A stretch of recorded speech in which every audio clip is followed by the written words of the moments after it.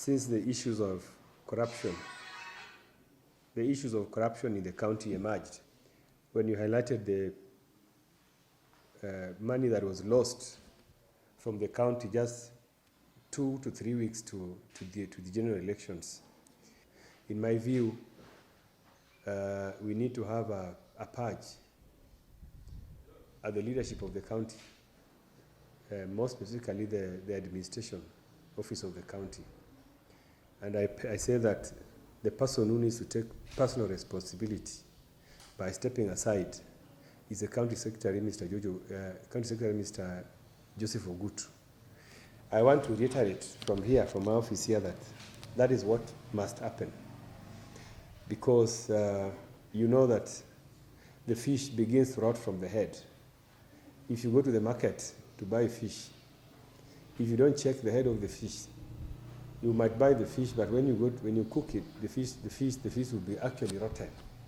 So when you start focusing on the fish from the tail, you might actually not be able to address the problem of the rotten fish. So I want to reiterate from here that I believe that since the election of James Orengo as the governor of Siaya, so many things have not happened.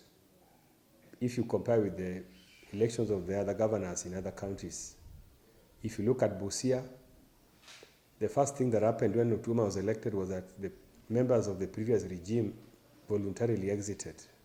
Some of them stepped aside, some of them went on leave to allow the governor Otuoma to begin work. If you go to Migori, the same. If you go to Mabei, the same. In Siaya, the cartels are so bold that they think that because they stole a lot of money in the previous regime, they are untouchable and they can continue to work and sit in the offices, oblivious of the pain that our people are suffering from poor services, poor delivery of services. Because when money is lost, our people are the ones who suffer. So we want to urge, in fact, we want to demand that those very officials step aside.